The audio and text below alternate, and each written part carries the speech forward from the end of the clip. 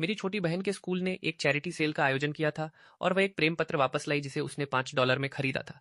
8 साल पहले के इस प्रेम पत्र को घूरते हुए मैं गहरे विचारों में खो गया। नीचे हस्ताक्षर में लिखा था, सासराफीन, क्या यह मेरी वही शांत रहने वाली पूर्व सहपाठी नहीं है जो अब मेरी उतनी ही शांत रहने वाली बॉस है? जैसे ही मैं विवरण मांगने वाला था, घर पर एक कॉल आया और लाइन की दूसरी तरफ मौजूद बच्चा अपनी पूरी ताकत से रो रहा था। एक इंटर्न की गलती के कारण हमारी पूरी टीम की भारी आलोचना की गई थी और टीम लीडर के रूप में मुझे सबसे ज्यादा डांट पड़ी थी। जब तक मैं निराश होकर बॉस के ऑफिस से बाहर आया, इंटर्न व्यावहारिक रूप से रोने ही वाली थी। मैंने उसकी आंखों के नीचे के दो काले घेरों, डार्क सर्कल्स को देखा। पिछले कुछ दिनों से काम का दबाव अविश्वसनीय रूप से अधिक था और हमारी पूरी टीम बिना किसी ब्रेक के ओवरटाइम काम कर रही थी। मैंने लापरवाही से अपना हाथ हिलाया। एक ठंडी महिला की आवाज गूंजी जिसने इंटर्न को बुरी तरह डरा दिया और मेरा शरीर भी अकड़ गया। मैंने ऊपर देखा और साराफीन को मेरी ओर देखते हुए त्योरियां चढ़ाए पाया। उस बर्फ जैसी ठंडी खूबसूरत चेहरे को देखना ही डरावना था। मैंने एक जबरदस्ती की मुस्कान बिखेरी। साराफीन ने अपने ऑफिस का दरवाजा बंद करने से पहले कुछ सेकंड के लिए मुझे लगातार घूरा। जब मैं काम के बीच में पानी लेने के लिए बाहर निकला तो मैंने कुछ इंटर्न्स को डरते डरते फुसफुसाते हुए सुना। वह डायरेक्टर कास्ट के प्रति इतनी सख्त है। डायरेक्टर कास्ट का दिल कितना मजबूत है, अगर मैं होती तो निश्चित रूप से इसे संभाल नहीं पाती। मैंने सुना है कि डायरेक्टर कास और बॉस हाई स्कूल में सहपाठी हुआ करते थे। क्या तुम सच कह रही हो? तो बॉस एक पुराने सहपाठी को डांटते समय भी एक औंस दया नहीं दिखाती। कितनी क्रूर है। मैंने अपने कंधे उचकाए। कौन कहता है कि वह नहीं है? साराफिन बस एक शैतान थी। मैं उनके लिए कोई साधारण हाई स्कूल सहपाठी नहीं था। हमने पूरे 3 साल तक एक ही डेस्क साझा की थी, फिर भी उन्होंने मेरा बिल्कुल लिहाज नहीं किया। मैं जाने ही वाला था कि मैंने उनकी बातचीत को बदलते हुए सुना। वैसे मैंने सुना है कि बॉस की सगाई हो चुकी है। हाँ, कुछ समय पहले मैंने उनके मंगेतर को उन्हें कंपनी छोड़ने आते हुए भी देखा था। मेरे कदम डगमगा गए और कप को पकड़े हुए मेरी उंगलियां अनजाने में एक मुट्ठी में बदल गईं। मैंने गलियारे के अंत में स्थित ऑफिस की ओर देखा और किसी अज्ञात कारण से मेरा सीना भारी और घुटन भरा महसूस होने लगा। 1 महीने के कठिन काम के बाद प्रोजेक्ट में आखिरकार महत्वपूर्ण प्रगति हुई और कंपनी ने हमें 5 दिनों की छुट्टी दी। इंटर्न्स इतने रोमांचित थे कि वे रो सकते थे। मैंने उनके रात के खाने के निमंत्रण को विनम्रता से अस्वीकार कर दिया और सीधे अपने गृहनगर के लिए गाड़ी चला दी। मैं आधे साल से वापस नहीं आया था। भाग्य से यह बहुत दूर नहीं था। कार से केवल 4 घंटे से थोड़ा अधिक समय लग रहा था। जब मैं घर पहुंचा तो काफ़ी देर रात हो चुकी थी। मेरी अचानक वापसी ने मेरी माँ को चौंका दिया, लेकिन वह खुशी खुशी मेरा बिस्तर बनाने चली गई, जबकि मेरे पिता ने एक धुन गुनगुनाते हुए मेरे लिए आधी रात का नाश्ता बनाया। मैंने अपना सामान रखा और चुपके से छोटे बेडरूम का दरवाजा खोला। एक छोटी बच्ची कमलों में लिपटी हुई थी। उसका सोता हुआ चेहरा प्यारा और शांत था। फियोरा मेरे माता पिता की उस समय की संतान थी जब मैं हाई स्कूल में था। अचानक इतनी छोटी बहन का होना एक ऐसी चीज़ थी जिसे शुरुआत में अपनाना मुझे कठिन लगा था। लेकिन जैसे जैसे फियोरा बड़ी हुई वह और भी प्यारी होती, जिसने मेरी माँ के धैर्य और मेरे पिता की बुद्धिमत्ता को पूरी तरह से विरासत में पाया था। वह मुझसे अविश्वसनीय रूप से लिपटी रहती थी और जब भी उसे कोई अच्छी चीज़ मिलती थी, मैं हमेशा पहला व्यक्ति होता था जिसके बारे में वह सोचती थी। अगली सुबह जल्दी मैं किसी हलचल से जाग गया। नींद में आंखें मटकाते हुए मैंने फियोरा को मेरे बिस्तर पर झुके हुए बिना पलक झपकाए मुझे घूरते हुए देखा। अरे भैया, आप वापस आ गए। हाँ, मैंने अपनी आंखें फिर से बंद कर ली। अच्छी बच्ची बनो, भैया को थोड़ा और सोने की ज़रूरत है। ठीक है, मैं स्कूल जा रही हूँ। जब मैं वापस आऊंगी तो आपके लिए एक उपहार लाऊंगी, मैंने स्वीकृति में बुदबुदाया। जब फियोरा दबे पांव बाहर निकली तो उसने समझदारी से अपने पीछे का दरवाजा भी बंद कर दिया। यह छोटी बच्ची काफ़ी विचारशील थी। ऐसा लग रहा था कि उसकी पॉकेट मनी भी बहुत कम नहीं थी। अगर वह वास्तव में मेरे लिए एक उपहार ला सकती थी। मैं इसका थोड़ा इंतजार कर रहा था। जब मैं आखिरकार बिस्तर से उठा तो लगभग 11 बजे बज चुके थे। फियोरा पहले ही स्कूल खत्म करके घर लौट आई थी। मेरे माता पिता ने मुझे कुछ समय के लिए उसकी देखभाल करने के लिए कहा और फिर वे दोनों किराने का सामान खरीदने के लिए एक साथ सुपरमार्केट चले गए। जैसे ही मेरे माता पिता गए, एफ आयोरा रहस्यमयी ढंग से मेरे पास आ गई। भैया, अंदाजा लगाइए कि मैं आपके लिए क्या उपहार लाई हूँ। मैं भला इसका अंदाजा कैसे लगा सकता हूँ? ठीक जब मैं एक अंधाधुंध अंदाजा लगाने ही वाला था, वह खुद को और नहीं रोक सकी और उसने सीधे मेरे चेहरे के सामने एक लिफाफा खड़ा किया। देखिए भैया, इस पर आपका नाम लिखा है। मैं एक पल के लिए थम गया और मैंने पत्र ले लिया। कागज थोड़ा पीला पड़ गया था और ऐसा लग रहा था कि यह काफी समय पुराना है। लिफाफे के सामने के हिस्से पर लिखा था, कसफी और बिना रुके बकबक कर रही थी। हमारे स्कूल में आज एक चैरिटी सेल का आयोजन किया गया था। हम घर पर इस्तेमाल न होने वाली पुरानी चीजें स्कूल लाए थे और सहपाठी जो चाहे खरीद सकते थे। अंत में जो पैसा हम कमाएंगे उसे होप प्राइमरी स्कूल को दान कर दिया जाएगा। मेरा सहपाठी इतनी सारी चीजें लाया था, पुरानी किताबें और पुराना स्टेशनरी का सामान। मुझे यह पत्र एक किताब के अंदर दबा हुआ मिला, इसलिए मैंने इसे $5 में खरीद लिया। फियोरा के चेहरे पर प्रशंसा पाने की भीख मांगती हुई एक अभिव्यक्ति थी। भैया, क्या आपको यह पसंद आया? मेरी पहली प्रतिक्रिया पूरी तरह से उलझन भरी थी। बचपन से लेकर बड़े होने तक मुझे अपनी क्लास में कभी भी सुंदर नहीं माना गया था। मैं अपने दिन एक अंतर्मुखी और उबाऊ व्यक्तित्व के साथ मोटे चश्मे पहनकर बिताता था। जब दूसरे मुझसे बात करने की कोशिश करते थे तो मुझे कभी समझ नहीं आता था कि क्या जवाब दूं। किसी भी लड़की ने मुझे कभी कोई प्रेम पत्र नहीं दिया था। इस पत्र को पकड़े हुए मैं पूरी तरह से असमंजस में महसूस कर रहा था। लेकिन फियोरा मुझसे आग्रह करती रही, भैया जल्दी करो और इसे खोलो। मुझे नहीं लगता कि यह एक अच्छा विचार है। आखिरकार यह किसी और की संपत्ति है, विशेष रूप से एक निजी पत्र, जैसे कि एक प्रेम पत्र, लेकिन मैंने इसे खरीदने के लिए पूरे 1 सप्ताह तक अपनी पॉकेट मनी बचा कर रखी थी। बच्चे हमेशा अधीर होते हैं। उसने पत्र वापस छीन लिया, इसे 2 या 3 झटकों में फाड़कर खोल दिया और वापस मेरे हाथों में ठूँस दिया। भैया, मुझे इसे पढ़कर सुनाइए। मेरे सहपाठी ने कहा कि उसने इसे अपनी बुआ के खजाने के बक्से से निकाला था। यह अच्छी चीज़ों से भरा हुआ है, इसलिए यह भी अच्छा ही होगा। मैं बस मना करने ही वाला था कि मेरी आँख के कोने से मुझे बिल्कुल अंत में मौजूद हस्ताक्षर की एक झलक मिल गई। सरफीन, ऐसा लगा मानो मेरे दिमाग में बिजली कड़क उठी हो। अपनी नज़र को पत्र की सामग्री पढ़ने के लिए कड़ेपन से ऊपर ले जाने से पहले मैं कई सेकंड के लिए स्तब्ध रह गया। काश, यह वर्ष हमारे एक साथ एक ही डेस्क साझा करने का तीसरा वर्ष है। मैंने पत्र के ऊपरी हिस्से पर अपना हाथ रख दिया। मेरा चेहरा गुस्से और शर्म से इतना लाल हो गया था कि लगा जैसे फट जाएगा। मेरी बहन अभी भी मुझ पर दबाव बना रही थी। भैया, जल्दी करो और इसे पढ़ो, मैं भी इसे सुनना चाहती हूँ। अपनी बहन को दूर भेजने का एक बहाना ढूंढते हुए मैंने लिफाफा कसकर पकड़ा और अपने कमरे में भाग गया। मैंने खिड़की खोली और काफ़ी देर तक हवा को अपने ऊपर बहने दिया, लेकिन मेरा दिल अभी भी शांत नहीं हो पा रहा था। मैंने पत्र को दोबारा देखा एंड मैं पूरी तरह से आश्वस्त था। यह साराफिन द्वारा लिखा गया था। मुझे अपने हाई स्कूल के प्रथम वर्ष की शुरुआत और साराफिन के साथ मेरी पहली मुलाकात याद आ गई। उस समय मैं एक छोटे से शहर का बच्चा था जो अकेले ही शहर के नंबर 1 हाई स्कूल में पढ़ने आया था। मैं एक सुपर मजबूत बुने हुए बोरे को ले जा रहा था, जिसमें बिल्कुल सब कुछ भरा हुआ था। जब मैं स्कूल के गेट पर पहुंचा तो मैं इसे और अधिक नहीं उठा सका, इसलिए मैंने इसे जमीन पर घसीटना शुरू कर दिया। लेकिन मैंने उस बुने हुए बोरे की गुणवत्ता को कुछ ज्यादा ही समझ लिया था। जमीन के साथ अत्यधिक घर्षण के कारण बोरा बीच से पूरी तरह फट गया। अचानक यह महसूस करने से पहले कि वजन कुछ कम लग रहा है, मैं एक लंबी दूरी तक चल चुका था। मैंने पीछे मुड़कर देखा और पाया कि मेरा सारा सामान मेरे पीछे के पूरे रास्ते पर बिखरा हुआ था। किताबें, स्टेशनरी, टॉयलेटरीज एंड मेरा लंच बॉक्स। आसपास के छात्र सभी मेरी ओर देख रहे थे और चारों ओर लगातार हंसी के ठहाके गूंज रहे थे। शर्म से पूरी तरह लाल हो मैं जमीन पर बैठ गया और चीज़ों को उठाने के लिए पीछे की ओर बढ़ने लगा। मैं अभी ज़्यादा देर से चीज़ें नहीं उठा रहा था कि मेरी ओर आ रही एक लड़की से मेरी आमने सामने टक्कर हो गई। लड़की ने एक बैकपैक कैरी किया हुआ था।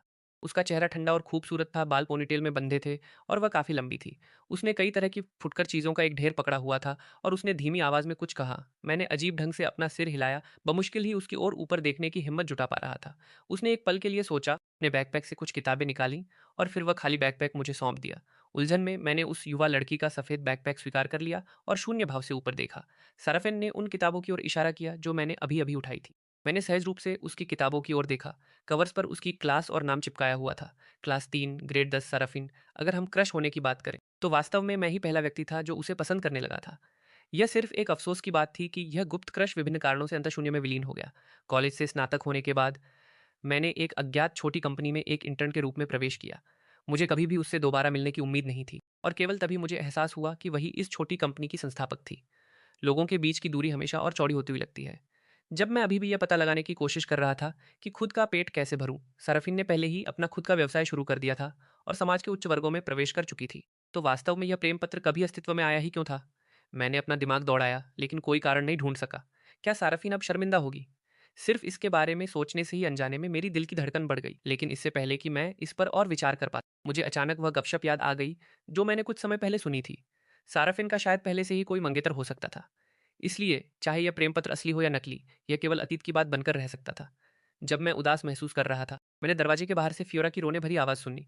मैंने देखने के लिए दरवाज़ा खोला और फियोरा को अपने बच्चों वाली स्मार्ट वॉच पकड़े हुए देखा, जो वर्तमान में किसी के साथ कॉल पर थी। दूसरी तरफ का व्यक्ति शायद उसका सहपाठी था। उसकी बातें सुनकर वह फूट-फूट कर रोने लगी। शायद वह बहुत बुरी तरह से रोई थी, क्योंकि फियोरा ने आखिरकार अपने होंठ नीचे की ओर सिकोड़ लिए और बात करना बंद कर दिया। उसने काफ़ी देर तक हिचकिचाहट दिखाई, जबकि दूसरी तरफ का व्यक्ति कड़वाहट से मिन्नतें करता रहा। लड़का पूरी तरह से राहत महसूस करता हुआ लग रहा था और एक पल के बाद उसने अचानक एक वाक्य बोल दिया। मैं चौंक गया, अचानक अपने कमरे से बाहर भागा। मैंने फियोरा की स्मार्ट वॉच छीन ली और उससे पूछताछ की लड़के ने हकलाते हुए उत्तर दिया। सराफिन ठीक उसी क्षण दरवाजे की घंटी बजी। मैं जम गया, फिर तुरंत देखने के लिए अपनी आंख पीपहोल दरवाजे के छेद पर सटाई। दरवाजे के बाहर सराफिन धैर्यपूर्वक प्रतीक्षा कर रही थी। वह आकस्मिक कपड़ों, कैजुअल कपड़ों में थी, थोड़ी अधिक मिलनसार लग रही थी। लेकिन वह मुख्य बात नहीं थी। बात यह थी कि अगर मैंने अभी दरवाजा खोला तो यह हम दोनों के लिए बेहद अजीब ऑकवर्ड होगा। इसके बाद हम कंपनी में कभी एक साथ कैसे काम कर पाएंगे? मैंने अपना सिर घुमाया और फियोरा के साथ एक नज़र का आदान प्रदान किया। जैसे ही वह बोलने वाली थी, मैंने उसका मुंह अपने हाथ से दबा दिया।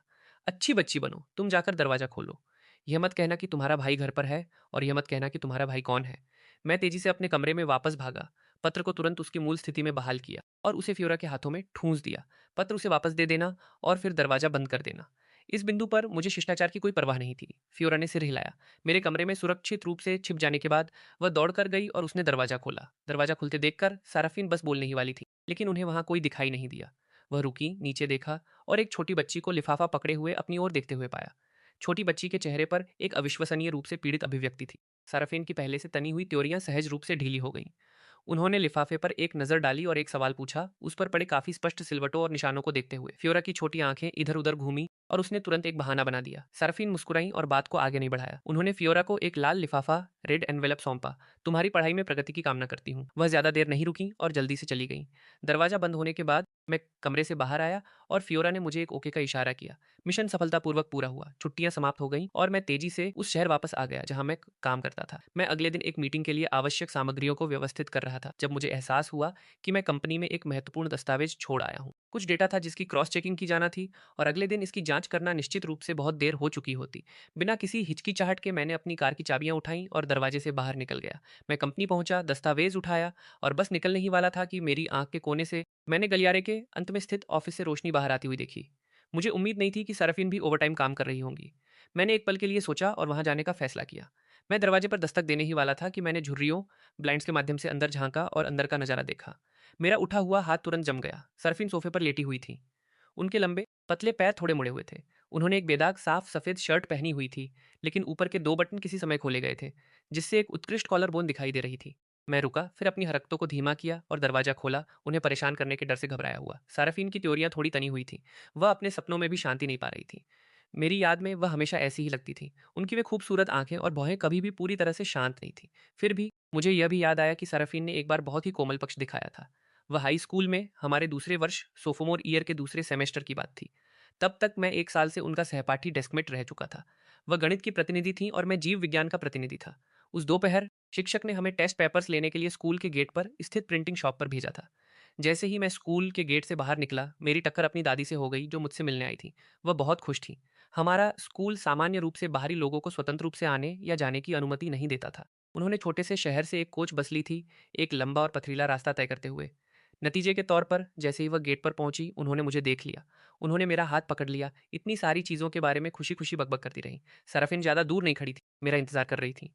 मेरी दादी ने मुझसे पूछा, क्या तुम वे चिपचिपे चावल के केक, स्टिकी राइस केक लाए हो जो मैंने तुम्हें पिछले हफ्ते अपने सहपाठियों के साथ साझा करने के लिए कहे? क्या उन्हें वे पसंद आए? मैं मुस्कुराया। उन्हें वे बहुत पसंद आए। उन सभी ने कहा कि आपकी कुकिंग अद्भुत है। मेरी दादी के चेहरे पर एक बड़ी मुस्कान आ गई। लेकिन मैंने झूठ बोला था। मैंने वे सभी स्टिकी राइस केक अकेले ही खा लिए थे। शुरुआत में मैंने उन्हें अपने रूममेट्स में बांटा था, लेकिन मैंने गलती से उन्हें उस भोजन को कचरे के डिब्बे में फेंकते हुए देख लिया था। उन्होंने कहा कि यह गंदी अस्वच्छ चीज़ है जो उन्हें बीमार कर देगी। मैं नहीं चाहता था कि मेरी दादी ने जिस भोजन को बनाने के लिए इतनी कड़ी मेहनत की थी, उसे पैरों तले रौंदा जाए। और यौवन प्यूबर्टी से गुजर रहे एक किशोर के रूप में मेरा अपना गौरव था। इसलिए मैंने बचे हुए सभी स्टिकी राइस केक खुद ही खा लिए। मैंने अपनी दादी से प्रिंटिंग शॉप के प्रवेश द्वार पर मेरा इंतजार करने के लिए कहा। जैसे ही मुझे टेस्ट पेपर्स मिल जाएंगे, मैं उन्हें खाना खिलाने ले जाऊंगा। लेकिन बायोलॉजी के पेपर्स के साथ एक समस्या थी, इसलिए मुझे फिर से शिक्षक को ढूंढने जाना पड़ा। जब मैंने इसे निपटा लिया और वापस बाहर आया, तो मैंने सरफीन को प्रवेश द्वार पर मेरी दादी का साथ देते हुए और उनसे बातचीत करते हुए देखा। मैंने अपनी दादी को उनसे पूछते सुना, क्या कालिया ने तुम्हारे साथ स्टिकी राइस केक साझा किए? सरफीन एक पल के लिए रुकी, फिर मुस्कुराई और कहा, मैंने उन्हें खाया, वे बहुत स्वादिष्ट थे। यह सुनकर मेरी दादी और भी खुश हो गई। दादी के पास यहीं और भी हैं। क्या तुम कुछ और चाहती हो? बुजुर्ग हमेशा ऐसे ही होते हैं, जिसे वे युवा पीढ़ी के लिए सबसे अच्छा समझते हैं, उसे बचाकर रखने के आदी होते हैं। मेरी दादी के लिए अपने हाथों से बनाए गए स्टिकी राइस केक सबसे अच्छी चीज़ थी जो वह अपने पोते को उसके सहपाठियों के साथ साझा करने के लिए दे सकती थी। मैंने घबराहट में साराफीन की ओर देखा, लेकिन मेरे आश्चर्य का ठिकाना नहीं रहा जब उन्होंने हाथ बढ़ाया, स्टिकी राइस केक का वह टुकड़ा लिया और बिना किसी हिचकिचाहट के उसे खा लिया। उन्होंने मेरी दादी को मधुरता से धन्यवाद भी दिया। मैं अचंभित होकर देखता रहा। मैंने उन्हें मेरी तारीफ करते सुना, यह कहते हुए कि मुझे अच्छे ग्रेड मिलते हैं, बहुत कड़ी मेहनत करता हूँ, उत्साही और मददगार हूँ और मेरे कई दोस्त हैं। मेरी दादी उस दिन बहुत खुश थी। उस दिन के बाद से ही मुझे एहसास हुआ कि मैं उन्हें थोड़ा पसंद करने लगा हूँ। एक गुप्त क्रश, सीक्रेट क्रश, एक अकेला अराजक युद्ध होता है। मैं चुपके से साराफेन के हर कदम पर ध्यान देता था। किसी समस्या पर विचार करते समय उनकी छोटी छोटी आदतों की मैं नकल करता था। मैं उनकी लिखावट की नकल करता था। कक्षाओं के बीच कभी कभार होने वाला शारीरिक संपर्क मेरी दिल की धड़कन बढ़ा देता था। ठीक उसी तरह मैंने इन कीमती पलों को सावधानी से इकट्ठा किया। हमारे दूसरे वर्ष में गर्मियों की छुट्टियों से ठीक पहले मैंने एस अरफिन के सामने अपनी भावनाओं को कबूल करने की तैयारी की। लेकिन उसी समय के आसपास क्लास में अचानक सारफिन के बारे में कुछ अफवाहें फैलने लगी। मैंने सुना कि उसकी माँ और बहन को उसके पिता ने इतनी बुरी तरह पीटा था कि वे भाग गईं। उसके पिता पिछले से पिछले साल शराब पीकर हंगामा करने के जुर्म में जेल गए थे। क्या तुम गंभीर हो? मुझे हमेशा लगता था कि साराफिन से एक उदास, ग्लूमी वाइब आती है, जैसे कि उस प्रकार का व्यक्ति जो पीठ में छुरा घोंप दे। गंभीरता से? मैंने सुना है कि बुरे जीन वंशानुगत होते हैं। बेहतर होगा कि हम भविष्य में उससे दूर रहें। बेहद खराब। सराफिन भविष्य में सिविल सेवा परीक्षा नहीं दे पाएगी। वह लहजा पूरी तरह उपहास से भरा था। मैं इसे और बर्दाश्त नहीं कर सका। मैंने अपना सिर घुमाया और उन्हें घूर कर देखा। कोई बस इस बात से ईर्ष्या कर रहा है कि वह हमेशा परीक्षाओं में प्रथम आती है और हमेशा उपविजेता, रनर अप रहने के कारण कड़वाहट से भरा है ना? वह व्यक्ति एक पल के लिए जम गया, फिर गाली दी। क्या तुम्हारा दिमाग खराब है? बीमार तुम हो, पागल कुत्ता रेबीज। ईमानदारी से कहूं तो एक ऐसे व्यक्ति के रूप में जो हमेशा अंतर्मुखी रहा था, मैंने शायद ही कभी किसी से इतनी उग्र बहस की थी। एक बार जब बहस शुरू हो गई, इससे पहले कि दूसरा व्यक्ति कुछ कह पाता, मेरी अपनी आंखें उत्तेजना से लाल हो गईं। इसलिए जब एसआरएफएन शिक्षक के ठीक पीछे अंदर आईं, तो उन्होंने मुझे लाल आंखों से किसी को गाली देते हुए दयनीय स्थिति में देखा। उस व्यक्ति और मुझे सजा के तौर पर गलियारे में खड़े होने के लिए क्लास से बाहर बुलाया गया। जब शिक्षक ने हमारी बहस का कारण पूछा, तो हमने एक दूसरे को देखा और दोनों ने चुप रहना चुना। वह अपने दोषी विवेक, गिल्टी कॉन्शियंस के कारण चुप था। मैं इसलिए चुप था क्योंकि मुझे डर था कि वह सुन लेगी। और मेरा गुप्त क्रश भी उसी गर्मी में समाप्त हो गया जिस दिन मैंने आखिरकार एसआरएफएन के सामने इकरार करने का साहस जुटाया। वह गर्मियों की छुट्टियों का आखिरी दिन था। अपनी याददाश्त में पते का पीछा करते हुए मैंने सराफिन का घर ढूंढ लिया और उनके घर के बाहर 2 या 3 लोग अंदर झांक रहे थे। मैं जल्दी से आगे बढ़ा। अचानक आंगन से एक जोरदार धमाके की आवाज आई। आंगन के फाटकों के माध्यम से मैंने अंदर का दरवाजा लात मारकर खोले जाते हुए देखा और सराफिन को जमीन पर बाहर फेंक दिया गया। हालांकि वह आदमी लंबा और गठीला था, लेकिन वह शराब पिए हुए था और स्थिरता से खड़ा नहीं हो पा रहा था। सराफिन ने अपने मुंह के कोने से खून पोंछा उठी और सीधे उस पर झपट पड़ी। अपने पतले नाजुक शरीर का उपयोग करते हुए उन्होंने उस आदमी को जमीन पर पटक दिया। वह आदमी उग्र हो गया और उसने और भी जोर से पलटवार किया। सरफिन ने अपना हाथ ऊपर उठाया, एक पल के लिए रुकी और फिर उसे निराशा से नीचे गिरने दिया। वह लड़खड़ाते हुए अपने पैरों पर खड़ी हुई, जमीन पर पड़े आदमी को देखने के लिए अपनी आंखें नीची की। उसके शब्दों ने मेरे दिल में बम की तरह काम किया। मैं अचानक समझ गया कि साराफिन इतनी शिद्दत से पढ़ाई क्यों करती थी। क्योंकि उसने अपना भाग्य स्वीकार नहीं किया था, वह इसे बदलना चाहती थी। अपने हाथ में मौजूद प्रेम पत्र को नीचे देखते हुए मुझे अप्रत्याशित रूप से शर्म की एक लहर महसूस हुई। शायद मुझे उसके सामने इकरार नहीं करना चाहिए था। यह सराफीन के लिए परेशानी का कारण उसके लिए एक बोझ बन सकता था। मैंने अपनी मुट्ठियों को कसकर भींच लिया। मैंने चुपचाप पुलिस के दरवाजे पर आने का इंतजार किया और तभी मैं चुपके से उस गली से चला गया। फिर मैंने कॉलेज प्रवेश परीक्षाओं, कॉलेज एंट्रेंस एग्जाम्स के समाप्त होने तक अपनी भावनाओं को अपने दिल में गहराई से दफन कर लिया। सराफीन न केवल उस वर्ष हमारे स्कूल की कॉलेज प्रवेश परीक्षा में शीर्ष स्कोरर टॉपर थी, बल्कि वह शहर की विज्ञान टॉपर, साइंस वैलेडिक्टोरियन भी थी। फूलों और तालियों का सिलसिला अंतहीन था और प्रमुख प्रतिष्ठित विश्वविद्यालयों से कॉल एक के बाद एक आ रहे थे। हालांकि मुझे भी एक अच्छे विश्वविद्यालय में प्रवेश मिल गया था, लेकिन सरफिन की तुलना में यह पूरी तरह से महत्वहीन लग रहा था। फासला उसी पल पैदा हो गया था और मेरा किशोरावस्था का क्रश मेरी अनगिनत हिचकिचाहट और कदमों के पलों के बीच समाप्त हो गया। हाई स्कूल के स्नातक समारोह, ग्रेजुएशन सेरेमनी में मैं सरफिन के बगल में खड़ा था, सीधे आगे देखते हुए, लेकिन मेरा सिर उसकी ओर झुका हुआ था। सरफिन, मैं तुम्हारे उज्जवल भविष्य की कामना करता हूँ। सरफिन एक पल के लिए अचंभित रह गई। उसकी आवाज़ हमेशा की तरह कोमल और शांत थी। धन्यवाद। मैं तुम्हारे भी उज्जवल भविष्य की कामना करती हूँ। इसी के साथ हमारी युवावस्था के दौर का पटाक्षेप हो गया। शांत ऑफिस में मैंने अपने सामने मौजूद महिला की ओर देखा।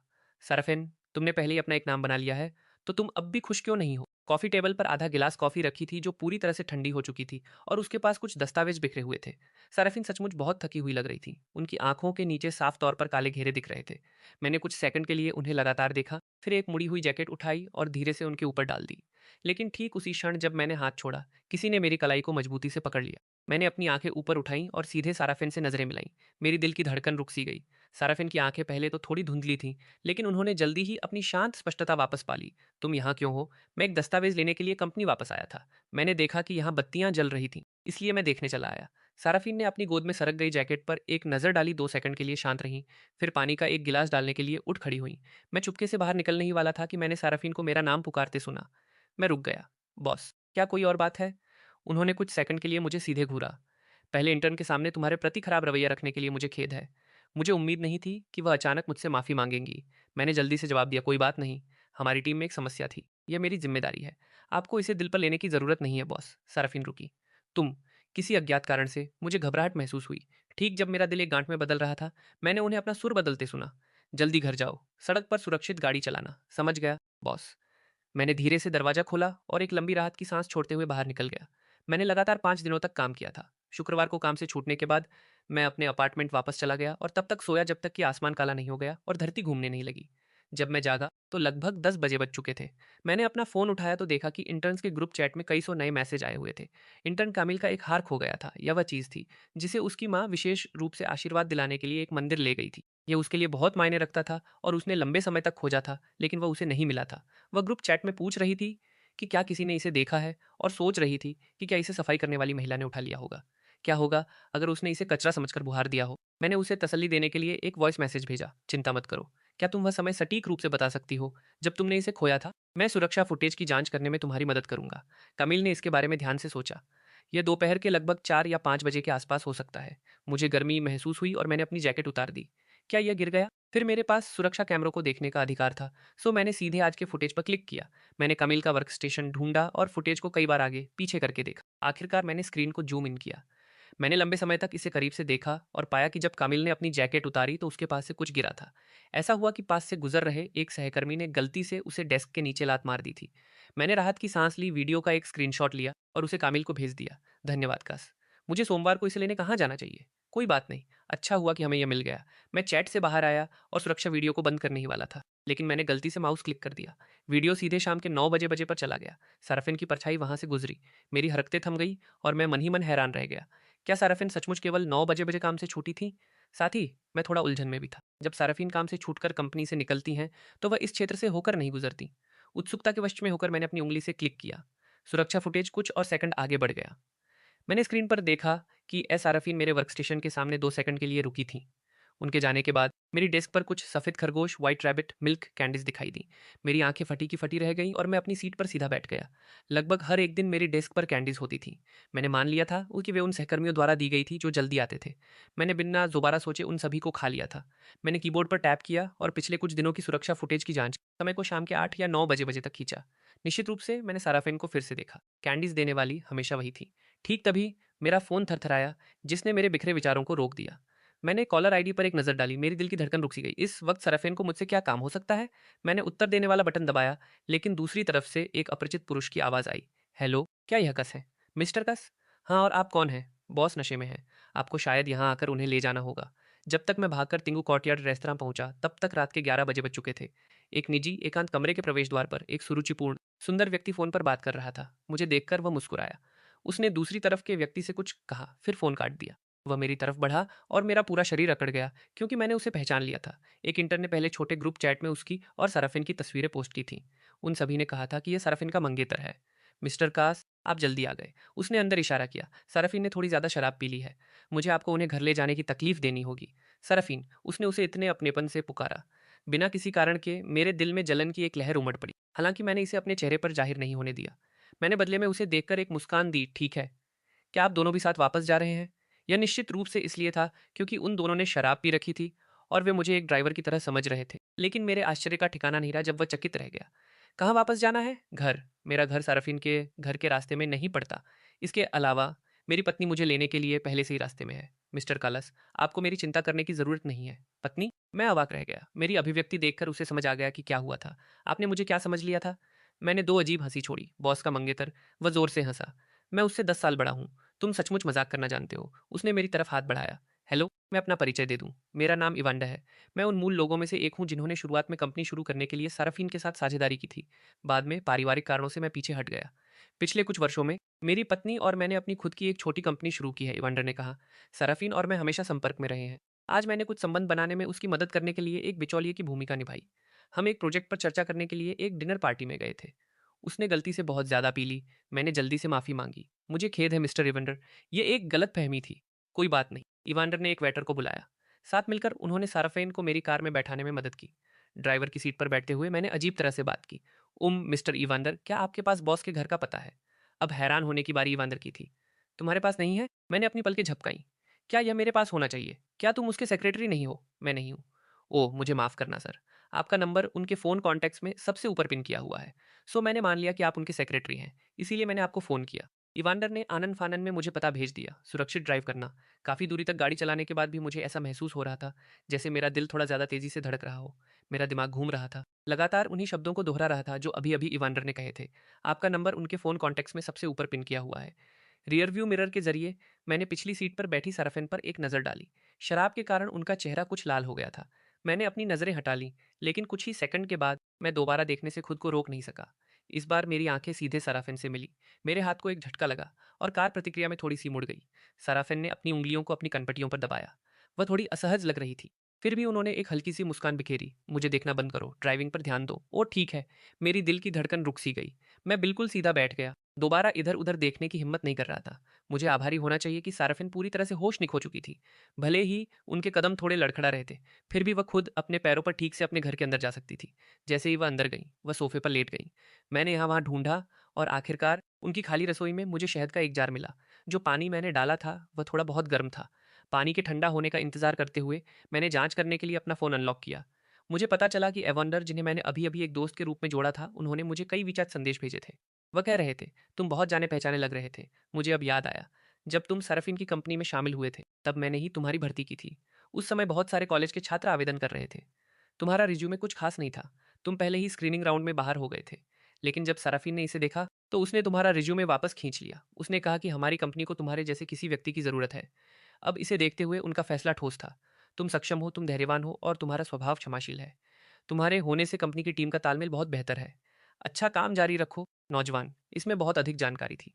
मैंने एक पल के लिए इसे पचाया, फिर जवाब दिया, मेरे जैसा कोई? हाँ। सराफिन ने कहा था, तुम एक गर्मजोशी से भरे व्यक्ति हो। मैं लिविंग रूम की ओर देखने के लिए मुड़ा। सराफिन सोफे पर अपना सिर पीछे झुकाए बैठी थी। उनका सीना थोड़ा ऊपर नीचे हो रहा था और उनकी सांसें थोड़ी भारी थीं। मैं शहद मिला हुआ पानी उनके पास ले आया। बॉस साराफिन ने कोई प्रतिक्रिया नहीं दी। मेरी दिल की धड़कन रुक सी गई। क्या उन्हें ठंड लग गई थी? क्या साराफिन मेरी बात सुन भी पा रही थी? मैंने हाथ बढ़ाया और उनकी आंखों के सामने अपना हाथ हिलाया। आरफीन ने धीरे से अपनी आंखें खोली। उन्होंने हाथ बढ़ाकर मेरी हिलाती हुई हथेली को पकड़ लिया। उन्होंने मेरी ओर देखने के लिए अपना सिर ऊपर उठाया। उनकी काली पुतलियां पानी जैसी चमक से टिमटिमा रही थीं। कालस। हाँ, मेरा दिल बेतहाशा धड़क रहा था। फिर भी शांति का ढोंग करते हुए मैंने अपना हाथ पीछे खींचने की कोशिश की। थोड़ा पानी पी लो। मैं गिलास की तरफ बढ़ने ही वाला था, लेकिन सरफीन ने मेरी कलाई फिर से पकड़ ली। सिर घुमाकर देखा तो पाया कि वह उठकर बैठ गई थी और उन्होंने अपनी बाहें मेरी कमर के चारों ओर लपेट ली थी। मैं सोफे पर गिर पड़ा। मेरे पीछे सराफिन का पूरा शरीर गर्म हो रहा था। अपनी शर्ट के माध्यम से भी मैं इसे महसूस कर सकता था। उनकी तेज दिल की धड़कन, उनकी बाहें मेरी कमर के चारों ओर कस गईं। उनकी आवाज़ थोड़ी कांप उठी, मत जाओ। मुझे ऐसा लगा जैसे मेरे शरीर का सारा खून मेरे चेहरे पर आ गया हो। सरफीन के होंठ बमुश्किल, लगभग अदृश्य रूप से मेरी बाह से छुए, जिससे मेरे अंदर एक सिहरन दौड़ गई। मैं लगातार खुद को समझाने की कोशिश कर रहा था, सरफीन नशे में है। एक शराबी व्यक्ति के व्यवहार में कोई तार्किकता नहीं होती। यह बिल्कुल कुछ भी साबित नहीं करता। लेकिन उनके अगले वाक्य ने मुझे तुरंत उसी जगह पर जमा दिया। कस, तुमने इसे देखा है ना? क्या देखा? 10 साल पहले वह न भेजा गया पत्र, वह प्रेम पत्र जो तुम्हारे लिए था। मैंने चौंक कर ऊपर देखा। एक पल के लिए मुझे समझ नहीं आया कि क्या कहूँ। हमारे सामने फर्श से छत तक की खिड़की पर मेरा और सरफिन का प्रतिबिंब दिखाई दे रहा था। हम अविच्छिन्न रूप से करीब थे। माहौल पूरी तरह से अस्पष्ट था। सरफिन की आवाज़ सुस्त थी, जिसमें नशा घुला हुआ था। फिर भी वह बिना किसी अस्पष्टता के बोली, क्या तुम जानते हो कि तुम अब तक के सबसे गर्मजोशी से भरे व्यक्ति हो जिससे मैं मिली हूँ? वह बेदिल या अनजान नहीं थी। जब दूसरे उनके साथ अच्छा व्यवहार करते थे तो वह इसे देख सकती थी। जब वह बीमार होती थीं तो उनकी डेस्क पर थर्मास हमेशा गर्म पानी से भरा रहता था। जिन असाइनमेंट को इकट्ठा करने की आवश्यकता होती थी, कोई हमेशा उन्हें व्यवस्थित करके उनकी डेस्क पर रख देता था। क्लास में परियों की कहानियों वाली कोई जादुई घोंगा लड़की नहीं थी, लेकिन एक जादुई घोंगा लड़का जरूर था। बात बस इतनी थी कि इस घोंघे लड़के ने अपने कामों को बहुत ही अनाड़ीपन से छिपाया था। कोई भी एक सेकंड में अंदाजा लगा सकता था कि वह वही है। कस नाम का यह लड़का हमेशा बहुत अंतर्मुखी और ईमानदार था। एकमात्र समय जब उसे शिक्षक द्वारा बाहर खड़े होने की सजा दी गई थी, तब था जब वह उसके लिए खड़ा हुआ था। उसकी आंखें लाल थीं और किसी को डांटते समय वह काफी अजीब लग रहा था। लेकिन वह दृश्य, उसने इसे कई वर्षों तक याद रखा था। उसकी याद में किसी ने भी कभी उसका इतनी दृढ़ता से बचाव नहीं किया था। कॉलेज प्रवेश परीक्षा समाप्त होने के बाद जो प्रेम पत्र उसने लिखा था, वह कभी भेजा नहीं जा सका। उस दिन उसका और उसके पिता का अब तक का सबसे बड़ा झगड़ा हुआ था। उसके पिता ने उसकी बांह तोड़ दी और उसने उसका सिर फोड़ने के लिए एक ईंट का इस्तेमाल किया। डरे हुए पड़ोसियों ने पुलिस को फोन किया। जब उन्हें अस्पताल ले जाया जा रहा था तो उसने एम्बुलेंस की खिड़की से बाहर देखा। तो क्या हुआ अगर मैंने अच्छी पढ़ाई की? क्या यह अभी भी एक बहुत बड़ी गड़बड़ी नहीं है? वह कभी ठंडी नहीं थी। वह बस हीन भावना महसूस करती थी। यह हीन भावना हड्डी से चिपके कीड़ों की तरह थी। इसे हटाया नहीं जा सकता, इससे छुटकारा नहीं पाया जा सकता था। कॉलेज के दूसरे वर्ष के दौरान उनके पिता को अचानक मस्तिष्क रक्तस्राव हुआ और वे एक वनस्पति अवस्था में चले गए। उसने उस आदमी को साल दर साल जीवित रखने के लिए, काम करने और पैसे कमाने के लिए क्लास के बाहर अपने खाली समय का हर एक हिस्सा निचोड़ दिया। उस समय कई लोगों ने उसे सलाह दी कि बस इसे जाने दो। यह आदमी बहुत बुरा था, उसे बचाने की जहमत क्यों उठानी? सारफिन भी उसे बचाना नहीं चाहती थी। उन्होंने उससे कहा कि उसे मत बचाओ, लेकिन अगर वह सचमुच उसे बचाना बंद कर देती तो वे पलट जाते और उसे क्रूर कहते। वे कहते कि पिता और बेटी के बीच कोई रात भर का मनमुटाव नहीं होता। वे कहते कि वे वास्तव में एक ही रक्त साझा करते हैं और दोनों में से कोई भी अच्छा इंसान नहीं था। लोग हमेशा तमाशा देखने का आनंद लेते थे, कभी नहीं सोचते थे कि यह बहुत ज़्यादा है। इसलिए वह 2 साल पहले तक यह साबित करने के लिए दृढ़ थी कि वह उस आदमी जैसी बिल्कुल नहीं है। वह आदमी जो 2 साल से अस्पताल के बिस्तर पर पड़ा था, वह और अधिक नहीं संभाल सका और उसी वर्ष की सर्दियों में उसकी मृत्यु हो गई। उस दिन साराफिन काफ़ी देर तक उसके अस्पताल के बिस्तर के पास खड़ी रहीं। वह सुबह से लेकर शाम तक खड़ी रहीं। कोई संतुष्टि नहीं थी और न ही कोई उदासी या दिल टूटना था। वहाँ जो कुछ भी था वह केवल मुक्ति का एहसास था। अगर सूरज की रोशनी कभी उस पर चमकती तो आखिरकार उसे और छिपना नहीं पड़ता। जब तुम्हारी बात आती है, मैंने हमेशा आगे देखा और पीछे मुड़कर देखा। मुझे डर था कि बहुत देर हो चुकी है, लेकिन मुझे यह भी डर था कि समय अभी सही नहीं था और इसलिए मैंने इसे बार बार टाला। उनकी बातें सुनकर मेरे दिल में खटास की एक लहर उमड़ पड़ी। मुझे गले लगाने वाले उनके हाथ काफी कस गए। मेरा दिल तेजी से धड़क रहा था। मैंने उन्हें धीमी आवाज में कहते सुना, कलश, मैं तुम्हें पसंद करती हूँ। इतने सालों से टले हुए इस इकरार को सुनकर मैंने लंबे समय तक संघर्ष किया, केवल अपनी आंखों के कोनों को गर्म महसूस किया। तो इन सभी वर्षों में यह केवल मैं ही नहीं था जो चुपके से प्यार की मशाल थामे हुए था। कस, सरफिन की आवाज और साफ हो गई। ऐसा लग रहा था कि शराब का असर कम होने लगा था, लेकिन मुझे गले लगाने की उनकी हरकत वैसी ही रही। मैंने उन्हें कहते सुना, तुम्हारे कान बहुत लाल हैं। मैंने घबराहट में और धीरे से उन्हें दूर धकेल दिया। काफी देर हो चुकी है, बॉस, आपको जल्दी सो जाना चाहिए। मैं अब वापस जा रहा हूँ। लेकिन जैसे ही मैंने एक कदम उठाया, मेरी कमर को सराफिन ने फिर से लपेट लिया। मैं थोड़ा अस्वस्थ महसूस कर रही हूँ। क्या आप थोड़ी देर और मेरे साथ रुक सकते हैं? एक नशे में धुत सराफिन और उसका शांत रूप मौलिक रूप से दो अलग अलग लोग थे। मैं बस उसका विरोध नहीं कर सका। उसने केवल कुछ ही बार मुझसे कोमलता से मिन्नत की और मेरे पैर पूरी तरह से कमजोर हो गए। साराफिन ने मुझे बैठने के लिए खींचने का मौका लिया। फिर मेरे कंधों से चिपकते हुए वह सीधे मेरी गोद में बैठ गई। उनके शरीर का तापमान बहुत गर्म था और उनकी नज़र भी उतनी ही जलती हुई थी। मैंने उनसे आंखें मिलाने की हिम्मत नहीं की। साराफिन, तुम नशे में हो। मैं नशे में नहीं हूँ। मैं जानती हूँ कि तुम कौन हो। मैं जानती हूँ कि मैं क्या कर रही हूँ। उनकी उंगलियां मेरे गाल से छुईं। उनकी उंगलियों के पोर थोड़े गर्म थे। मैंने अपनी आंखें उनकी ओर देखने के लिए उठाई। मेरी नजर उनके होठों पर टिक गई। मेरे दिमाग में एक आवाज मुझ पर बेतहाशा चिल्ला रही थी, जो करना चाहते हो करो। तुम दोनों वयस्क हो। तुम किस बात से डर रहे हो? तुमने उसे इतने सालों से पसंद किया है। थोड़ा सा इनाम लेना कोई अति नहीं है ना? इस आवाज ने मेरी समझदारी को पूरी तरह से चकनाचूर कर दिया। मैंने अपना सिर ऊपर उठाया और उन्हें चूम लिया। चुंबन जैसे ही जुड़ा वैसे ही समाप्त हो गया। मैं घबराहट में पीछे हट गया, लेकिन अगले ही पल सरफिन के होंठ आगे बढ़ गए।